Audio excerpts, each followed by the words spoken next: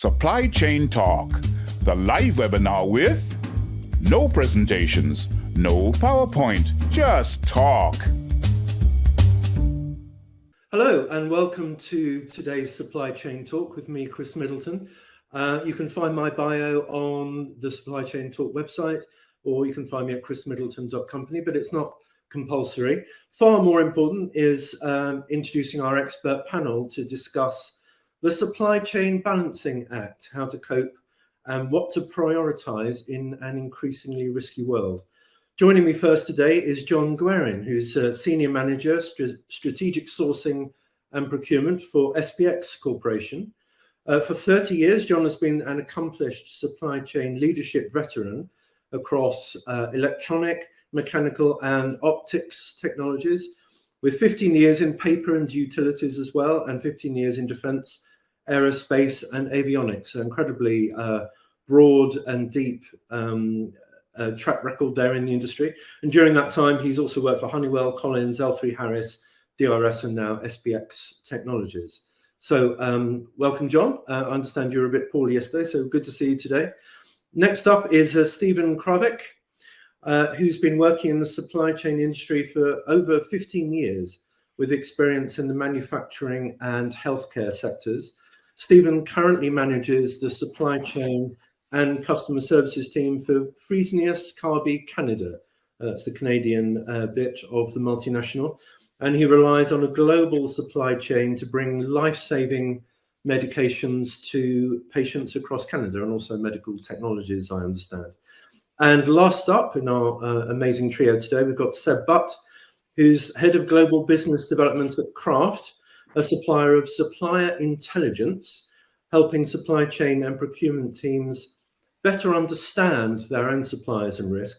Seb is based in London and New York, lucky man. Alongside his role at Kraft, he says he's the co-chair at the Sustainable Procurement Pledge. That's a global non-profit peer-to-peer network bringing together procurement and supply chain professionals to better understand how to embed sustainable thinking and best practices into supply chains. So a really interesting mix of skills. So welcome, gentlemen. Thanks for joining us today. And I'm sure we can get on to the sustainability topics shortly. But I thought as an opening for today's session, there's an interesting article in Supply Chain Dive.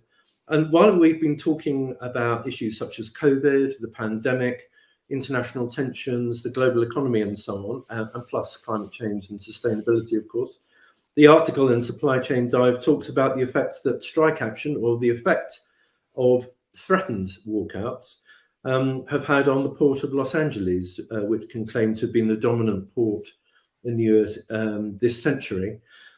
Recently, however, many shippers have been diverting work to the East Coast to try and avoid the supply chain shocks from potential action there. So, gentlemen, without getting into the politics of this or any discussions about unionization and so on, if nothing else, the story demonstrates, as far as I can see it, how customers are prepared to make changes at scale to their physical supply chains at very short notice. Is this the new normal, or has this always been the case? Perhaps, John, you can come in with this first. I don't know if you have any thoughts. Yeah, it's definitely the new normal. You have to be very, very agile. You have to be willing to move and go to alternates. That's only been enhanced by all the different weather events we've been hit with, where you have suppliers that are down. The port scenario is really no different than that. If you see trouble on the horizon in the Los Angeles port, you need to start diverting stuff. You need to be much more risk averse associated with that now than we ever used to be. Those things used to be very stable, very predictable, and they're just not anymore. Sure. And many customers, I understand from the article, have diverted business to the East Coast, to New York, yes, New Jersey, and so on. And also to rail and air. I mean, it's bottom line is, if you can't get material to feed your factories, you're not going to have, you will have no revenue. Yeah. So Stephen, your supply chains in your business are, I imagine, largely physical. I imagine there are digital elements as well, dealing with the software side of things. But have you been facing these types of challenges in your business as well, having to make short-term decisions for the long term about where to place your business? And I think what we learned is that, short term, it's not so easy. Like you can't just sort of change on a dime in a lot of situations. Specifically, our products on the pharmaceutical side, there's a lot of transportation requirements, temperature requirements that we have to adhere to. We have to qualify a lot of our lanes. So it's not like we could overnight. So we use the Port of Montreal into Canada, and that there were 3 strikes actually in a matter of 5 years at that facility. So after the first one, we realized we had to make sure we had other options qualified, and even doing things that we've been told we could never do before, such as import into the US through New York and then up into Canada. So we had to break down some boundaries. So I guess the key lessons where you can't wait for something to happen. It's getting ahead of it and making sure you have 2, option B, C, and D ready when you need it. Because if you don't have them, you're not going to be able to make quick enough decisions to. Did you, as a quick follow-up question before I bring in Seb, Stephen, did you and also John, did you learn anything new about your business? Have you sort of strengthened some connections that were already there, or made new ones that have actually improved your business overall from these experiences? Yeah, in that particular instance, I would say we became, we realized relationship building plays a key role in this as well. So for instance, our freight forwarding agents and our custom agents, they were the ones that really helped us through that. And, without them, we would have been in some jam. So I think from then we decided, man, we probably learn a lot from these guys and build our relationships with them and help them help our business. So really understanding it's one of these things, they're not, we usually look at spend and who's our key suppliers based on, spending in critical components, but we don't have a lot of spend with some of our agents, but then we realize, well, guess what? They're still extremely critical to our operations. So making sure we redefined who we see as a key supplier, I guess. Sure, that's an interesting point. John, before I bring in Seb, any thoughts about that? About relationships? What I saw is we weren't carrying remotely close to enough buffer inventory to compensate for all the different supply chain issues, whether it's transportation, whether it's manufacturers that can't find enough labor because they had key people die of COVID. I mean, it was just very, very significant things that happened through key suppliers, particularly in my business. You have a number of small business suppliers. You have some key people go down. So we immediately moved to a pretty intensive buffering strategy. We built inventories to try to mitigate against that, because our customers weren't any more lenient, or if anything, they were more needy. And so we made the decision to buffer where you could, which wasn't always easy, I assume, John. Yeah, well, I mean, you buffer where you can, but I mean, you have to start doing that, and you have to get out of this hand-to-mouth type of scenario. This just-in-time stuff didn't work in COVID. Seb, I guess your perspective is subtly different. I imagine most of your own supply chain is fairly digital, predominantly, in fact, perhaps entirely. So I imagine you see things from the other side of the fence to some degree. I mean, how have you and your insights into the data that you can provide to clients, how have you been able to help people reformat their supply chains, perhaps at relatively short notice, and to have those insights and that data depth into their businesses? Yeah, no, absolutely. I think often, both Stephen and John have reflected on this, a lot of this is reactionary, right? Something happens, a supply chain falls apart, and it's all about remediation. How do we now fix this? How do we now do things slightly differently? And I think one of the things that we've seen change over the last couple of years is supply chain and procurement teams are thinking more practically about their business continuity plans, as opposed to maybe them being quite academic, which is what maybe they had in the past. They'd never seen the light of day, right? And now all of a sudden, all these things have happened one after the other, and they've kind of seen where the holes were in some of those plans. So I think the topic of resiliency has probably never been as important as it is right now. And if you think about resiliency, what is resiliency? Resiliency is it's sensing, it's looking for clues about a problem before that problem manifests itself. Mhm. And once those clues and little bits of news or anything that you have, you've got that data, you've got that information, you can start to either respond much faster, which can often have a huge impact in resolving some of these issues, or you can start to build a plan B or a plan C or plan D ahead of time. And I think one of the things that many of the partners and customers that we have often speak around is the idea of diversifying the supply base has always been a huge priority, not necessarily seen as much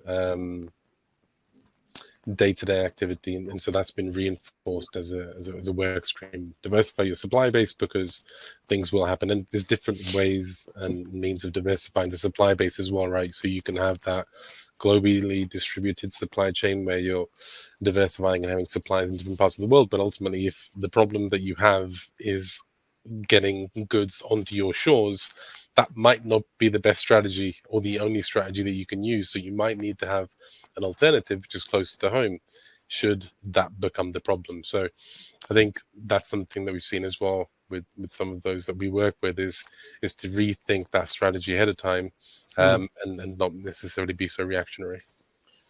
Before we move on, a quick follow-on question for you, Seb. One takeaway that I had from the article, perhaps, that in some ways the situation, although driven by different things, is a hangover from the pandemic and these other recent disruptions, which we've touched upon, because many customers, many supply chain managers have been renegotiating contracts onto a much shorter timescale, so they do have that flexibility. Is that a problem? Can you help people think more longer term rather than have this sort of reactive sort of behavior set in stone almost? Absolutely, and I think it does come back to a point that Stephen made earlier as well around having those relationships with suppliers.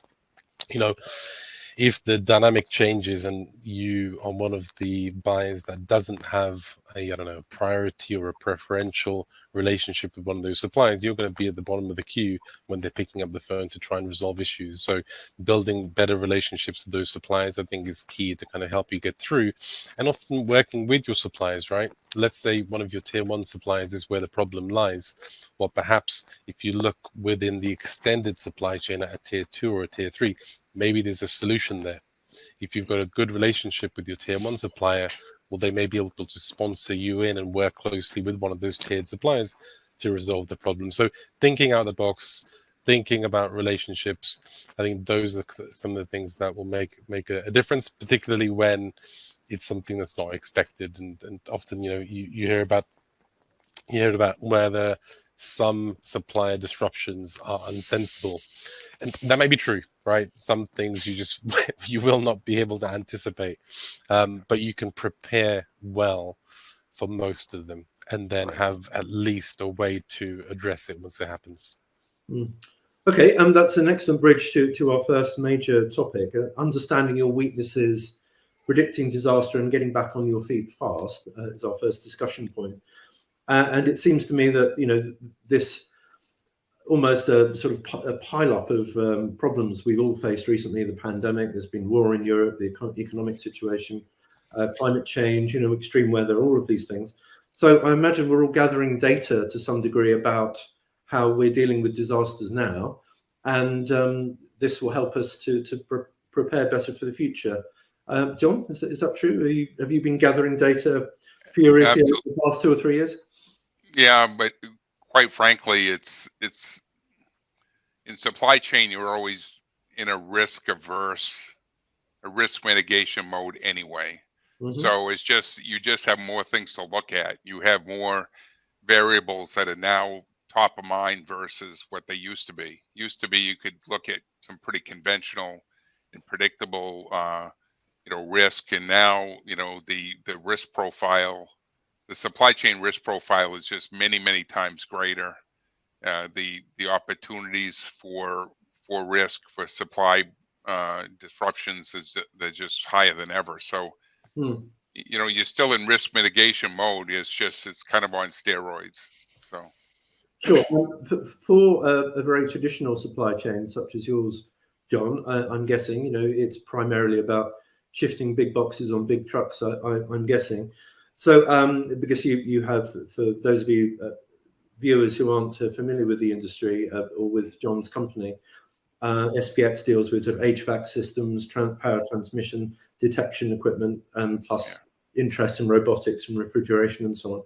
And this is all equipment that your customers rely on for their businesses. So what does understanding your weaknesses look like, John, in the long tail of COVID in such a traditional supply chain driven business? Well, what you have to do is you have to have a buffer strategy. You have to look at different commodity areas where you have a risk. I mean, we have sole source suppliers that are designed into some of the products, and the supplier owns the IP. Now, if I was around, that wouldn't have happened. But the fact that it did happen, during some of the design phases of particular products, makes you very reliant upon a supplier. So, you work with them to mitigate, to have them buffer or you buffer, depending on their reliability and their performance. You have more suppliers you have to look at, and it's much harder to diversify the supply base, because if you aren't a primary customer of a supplier, when all these things happen, you end up at the bottom of the list and you really don't get any attention. So you have to be very careful, much more careful about diversifying and splitting your business than I ever used to before. I was always in the mode of diversify my business. But what I found during the pandemic is that the places where my business wasn't very high, where I split my business, I had a harder time getting product, because I wasn't a big enough fish with either of the two suppliers that I was working with. So it definitely changed some of the rules, and it just what it all comes back to me is analytics and experience. The longer you've been around, the more you've seen, the more you can relate to, and the more you can problem solve. The better you can problem solve to come up with solutions. I mean, that was very apparent during COVID, and even still today. So, I imagine that's something you're pleased to hear about, Seb. Analytics plus experience. So I guess that plays into your strengths. So, any thoughts on that before I bring in Stephen? So I have some questions for him. Yeah, absolutely. I think it's interesting. There's been a proliferation of data options, let's say, because the types of risks that have become apparent over the last 2 to 3 years have come from all sorts of different directions, right? We talk about COVID and the pandemic and everything there, but risks have also come geopolitical relationships between nations. That's caused problems and is still continuing to bring in challenges. Regulation, German Supply Chain Act, for example, went into force a few months ago, perhaps something that Fresenius has had to deal with. But another regulation is, again, another issue. Then you've got cyber risk. It's probably something that supply chain folks were not considering 10 years ago as a concern that we need to be tracking, right? And so there's been a huge number of different things that folks have started to look at. So that strategy that we're seeing some of our partners starting to implement is taking that very holistic view on the different types of data sets that they want to be looking at, so they can determine or predict the risks ahead of time, and also not be caught out.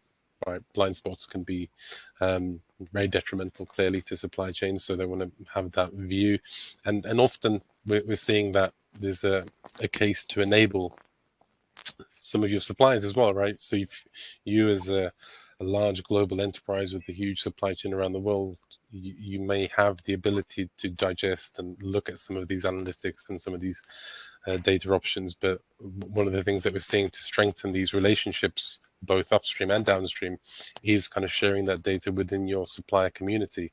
And so everyone is slightly better prepared to deal with some of these impacts.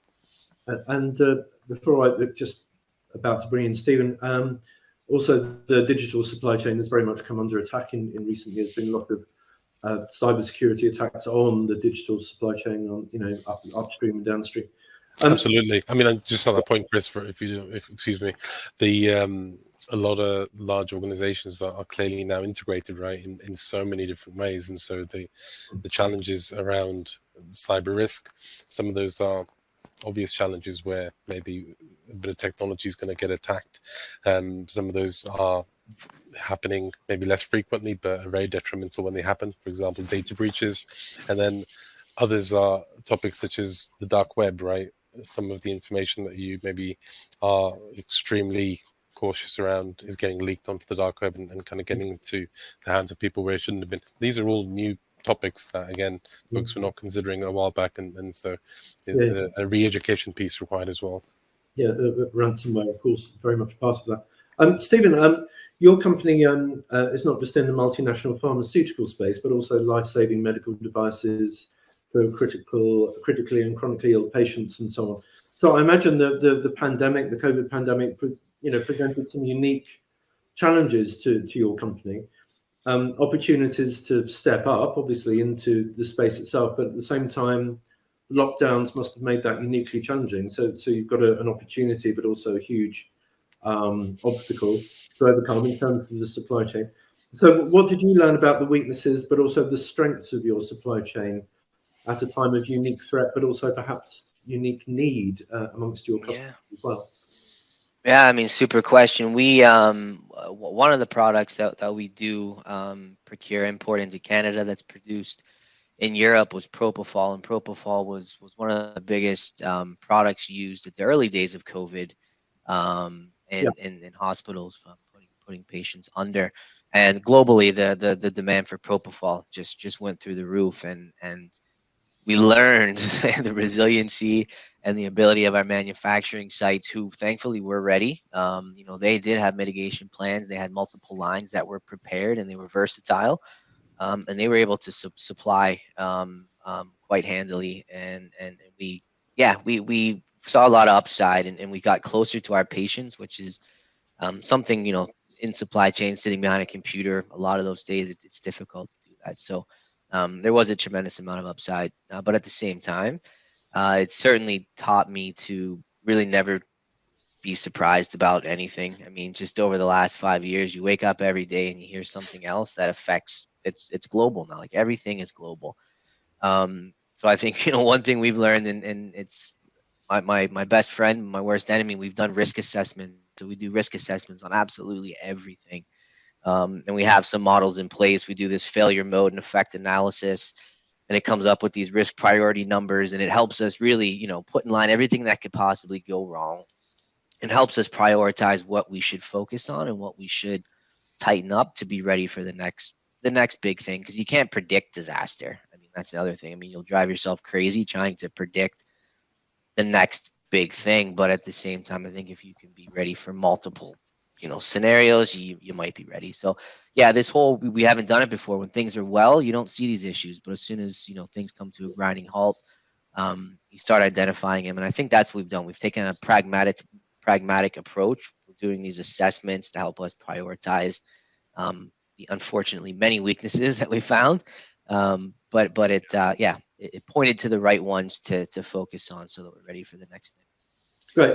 By the way, quick note to our viewers: if you have any questions for the panel, please put them into the chat, and I will get to them as quickly as I'm able to. Thank you very much. So I suppose, Seb, moving on to you, again, as a provider of supplier intelligence, your purpose is helping other supply professionals understand their own strengths and weaknesses. So I assume you've been gathering reams of data about perhaps how to help your clients, as well as about how to help your own business get over supply chain challenges. So what have you learned about your business over the past 3 years that you can apply moving forward? And gentlemen, please feel free to chip in your own examples too. Yeah, absolutely. And I think also considering the theme of this discussion around the balancing act, and also the example that we talked about earlier with what's happening on the West Coast at the ports. But one of the things that we've seen is folks have reacted quickly and tactically to problems because they had no other option, and they didn't have a business continuity plan that considered all the different factors that they ultimately ended up facing, and that often that can lead to other problems, right? So even in this case with the situation on the West Coast, yes, the delays there were absolutely horrendous some time back, and then a lot of organizations particularly started getting deliveries on the East Coast, and then that created a pressure on the East Coast ports and bottlenecks there as well. So that ultimately creates problems. So I think one of the things that our partners and customers have learned is that they need to think about tactically what they can do right now, but ultimately get in play a plan, which is what they're going to roll out, and so having diversification as a basis for that means that they can react to most problems and find a solution just by simply working with a different provider, a different supplier. Now, the challenge absolutely becomes very difficult when you've got single source suppliers, when you've got suppliers that are providing critical components. I'm sure in both Stephen and John's supply chains, there's certain partners that they have that they rely on, absolutely, and so that is always going to be a challenge. And that's where maybe John's point earlier around creating buffer inventory starts to become even more important than it ever has been, and maybe some of the focus on just in time, which has been so popular the last few years, has become less appropriate. Yeah, it becomes almost in time. Almost. And Seb, just on a point too you made about key suppliers, I think you realize every supplier is a key supplier. We talked about this yesterday a little bit. We had an instance. We were having a supply shortage on labels. Like when would you ever think labels would be an issue? And this happened from some of our U.S. suppliers.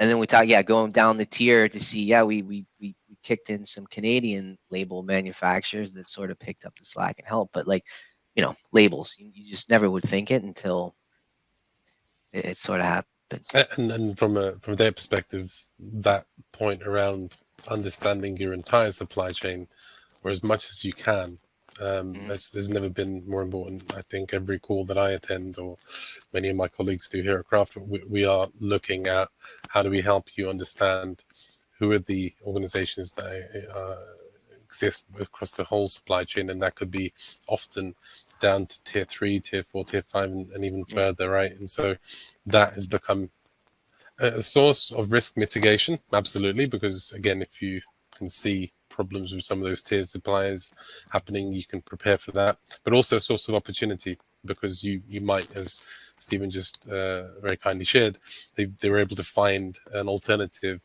within an existing tier of their supply chain. So I think that's also something we're hearing about a lot. I think one of you were mentioning to me before we came on air about a casino that had found it didn't know how to lock its doors because yeah, absolutely. So very, very like this. Some of the problems over the last couple of years have presented novel issues and problems and things that folks hadn't needed to have considered. So some months back, I was at an event in Las Vegas, and I was meeting with some of the folks that run one of the large casino brands, and they said that, well, immediately after the pandemic, they were presented with a unique situation that they'd never considered. And again, thinking back to some of the business continuity plans we were talking about earlier, they had never even thought about having a lock on any of the doors, because they are designed to stay open 24 hours a day, 7 days a week. And so all of a sudden, procurement managers were asked to go and measure the doors and go and find an appropriate lock and someone that can fit the locks. But that, I guess it's a very interesting and real example of how things that you just don't consider become such a big problem in the face of unprecedented events. So our next headline topic sort of follows on from that, which is what to prioritize in an increasingly risky world. So, John, what have you learnt about your priorities now that we live in this world where risk and upheaval seem to be the new normal? So to me, what's a significant priority is to communicate with your suppliers how you're measuring your suppliers' performance. If you don't communicate with a supplier and they don't know how they're performing in your eyes, then they're not going to do anything any different. They're just going to go on fat, dumb, and happy and think you're a happy customer when in fact you really can't live with a 50% on-time delivery. You can't live with that, and so that's one of the things we put in an entire supply performance management program to provide better communication and alignment with our key suppliers. We also have been very, very forward about talking to our suppliers around what where we need their help. We've had a number of situations where we had to react to particular issues that cost us a premium to do that, but we could not let that become the new normal. Because our customers are not going to pay 20% more for the product I sell them. They're not going to do it. So you have to mitigate availability first, but you have to make sure you get down to a controlled cost scenario very quickly, or else you're going to find that you're losing money on everything you ship out the door. So, and I guess that, sorry if I may, Chris, I mean, I guess that both affects the bottom line, right?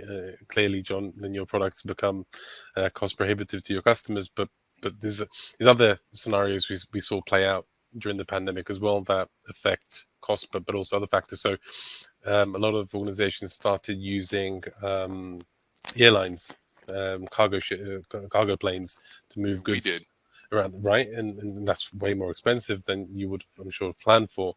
But it also has a huge impact on sustainability. It can be up to 50 times higher in terms of a carbon footprint using a plane as opposed to moving goods on a ship. So ramifications on that side of things too. Same with you, John. How difficult is it to think strategically as somebody in the supply chain business? Now we seem to be living in this world where we're having to react much more quickly, much more tactically, to improvise almost in certain situations while having the data to try and plan ahead. How difficult is it to think strategically about your supply chains in a world of constant shocks and change that we've been experiencing? Yeah, I think. So, I'm sorry, Stephen, go on. Yeah, go ahead, Seb. I was just going to say, I think one thing that we've learned. So I came from a bit of my background to my early days. I implemented SAP, so ERP systems, and I think fundamentally around the supply chain, we've always relied on these ERP systems as our backbone, and those are the systems that we use to drive our business. It's not just that anymore. It's the companies, Craft, Sub, for you guys. There's a lot of different technologies that you can either bolt on or complement your ERP systems to make yourselves, I think, more resilient in terms of, even something from our transportation. I mentioned temperature. We used to put these temperature recorders in the containers. Freight would leave, it would land, and then we would record the data. And sometimes we would be surprised. We had a temperature issue somewhere in the ocean and we couldn't react. We were too late. Now there's technologies where you can monitor that temperature all the way across. You know exactly where the container is. You know the temperature of that container. And if you see something sort of going out of whack, you're ready for it. So when it lands, you know what to do. So I think we've been more open to using different technologies outside of the baseline kind of core technologies to help strategize around forecasting, for instance. Like forecasting is a mess right now. Trying to forecast, but we've put in some algorithms. We've trusted the math. Like there's actual equations out there that help run your business that historically people just wouldn't trust, I think. But now that we're seeing, guess what? Let these technologies help you and trust them, and you'll be better for it. So I guess there you're talking about the IoT sensors as well, about predictive analytics and so on. Is that with you, John, as well? And Seb, we can. Yeah, we're not. Quite frankly, we're not that sophisticated as far as measuring temperature or impact or what have you. We're much more, kind of traditional equipment manufacturer. One of the things that this, there's always opportunity. Crisis spawns. How can I say it? Crisis spawns opportunity.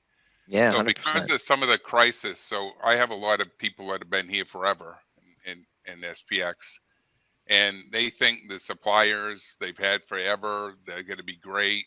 We don't need to change anybody. And what's happened is those suppliers fell on their face. They fell on their face, and all of a sudden, everything I was pushing about trying to diversify the supply base and have multiple sources and to change our design premises around buying supplier IP, that's completely changed now. That's changed 180 degrees from where our business used to be.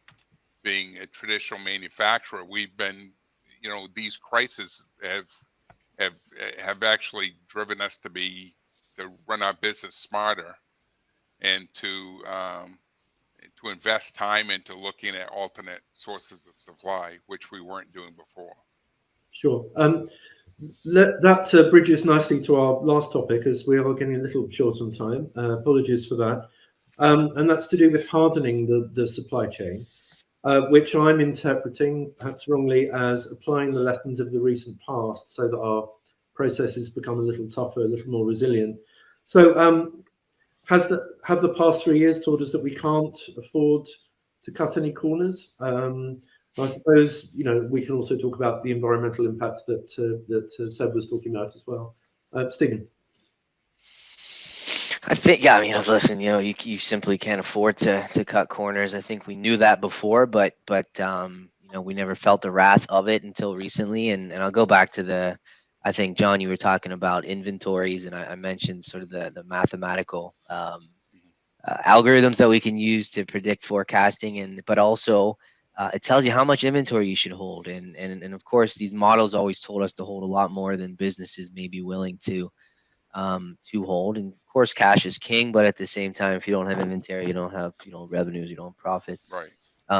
So we hardening the supply chain was one thing that we could do where possible. Is again, with the data that we had, we let the analytics tell us the story, and it made it a lot easier to then sell it up the chain to say, here's where we are. It's longer lead times, more volatile demand, therefore we have to be holding some more inventory. Of course, cost of capital is always an issue, but it made sense in the long run. So one way, again, it's being pragmatic and practical in how you come about it, not just saying, listen, the answer is holding more inventory. It's breaking it down and understanding where and what makes the most sense. So that brings us to the topic as part of this of investing in the supply chain.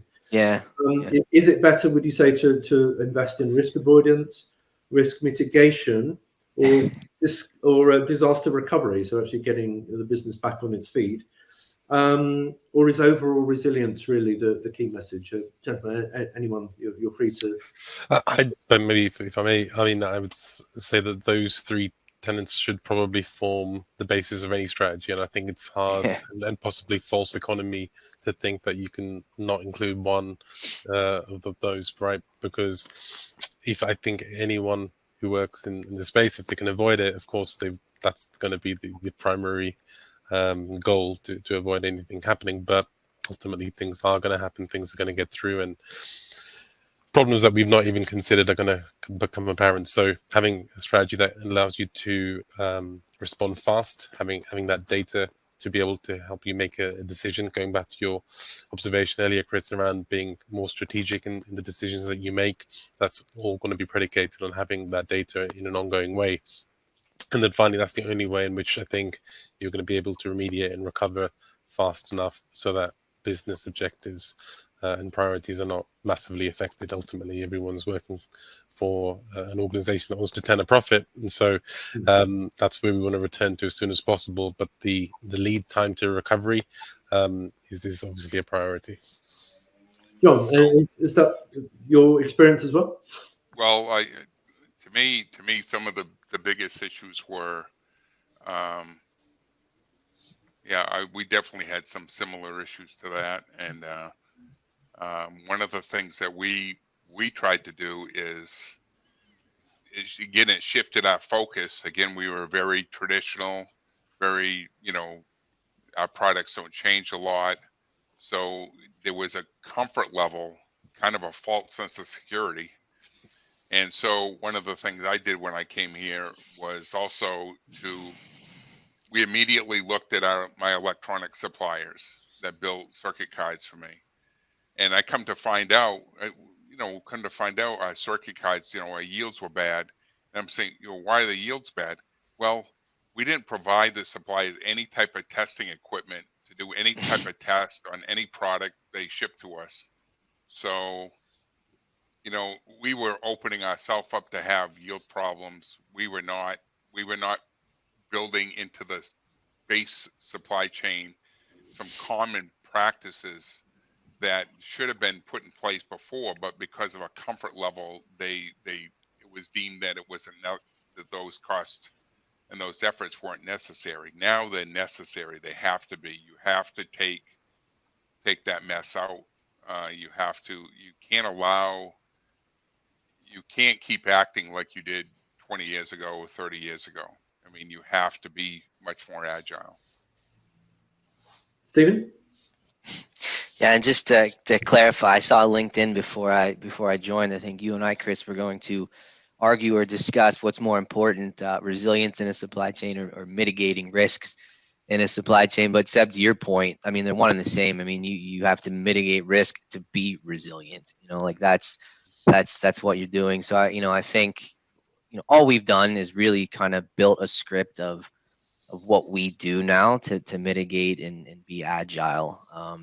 And I mean, just to really summarize, everything that we work on, it's the relationship building. We've said it a bunch of times, and especially, sorry, Canadians, we're not the biggest country.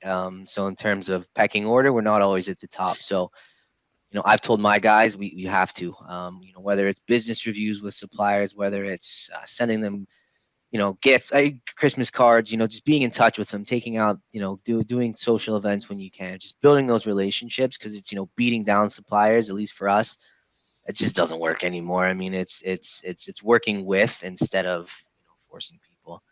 Yeah, but you can't tell me you send them Christmas cards. Then they're too soft. Come on. Well, with our Holy pictures, mackerel. with our pictures on it. Holy mackerel! Christmas cards, love letters. No, I'm I'm not just doing saying. that. Holy I'm just smoke. saying, you got to build a relationship, however you choose Yeah, to but do you it. don't want to climb in the sack with them. You got to remember who's on your paycheck. And so, All right, so there's various options. Yeah, John, thanks. Yeah, so you won't get a Christmas card, I guess. that's all right. You won't be getting a Christmas card. I didn't say anything there, Stephen. I hope I do get one. I'm really looking forward to my Christmas card. So Yeah, good. Yeah. So it's building relationships, prioritizing, again, being ready for as much as you can. And then the last thing we didn't really talk about is just it's almost like the mental aspect of this. Like never get too high, never get too low, and being able to kind of roll with all of the obstacles and hurdles that come our way. And just cross-functionally, it brought our company, I think, a lot closer together, working with different groups within, whether it's our quality assurance group, our regulatory group, our marketing group. It really taught us to break down silos, and when issues come up, get together, book a meeting room. We're all starting to get back into the office a little bit more. Get together, brainstorm, hash things out, and you'll be surprised, when you get multiple ideas in a room, the things you can come up with, rather than trying to come up with solutions on your own. So yeah, don't be afraid. One of the most impactful things that we see at the Sustainable Procurement Pledge is how a lot of what you just described, Stephen, there happens very regularly, maybe very focused on the topic of sustainability and social and governance, but I think that mindset can then go into other parts of kind of the relationship as well, right? Taking that same collaborative approach to sustainability and maybe applying it to deciding which third parties you're going to be partnering with. I think that collaborative nature there's a blueprint there because of the work that's happening around sustainability, but maybe it could also feed other relationships too. I think that's a very good point on which to wrap up, actually, having put sustainability back on the agenda. So thank you for that, Seb, and I'm sure we'll return to that topic specifically in future supply chain talks, and perhaps also the geopolitical situation as well, because you mentioned, Stephen, about Canada might not be might not be the biggest country or the biggest economy, but we found out recently that people have been switching suppliers away from very big economies like China because of the geopolitical situation, moving production to. I know I do. If it's a new supplier, I don't. If it says China, they're in China, I don't even touch them. Okay. Just won't. All right. Well, that's on that bombshell, as somebody once said. Thank you very much for tuning in today to Supply Chain Talk. I'm Chris Middleton. Join us next week as well, and check the website for updates and topics. Thank you very much.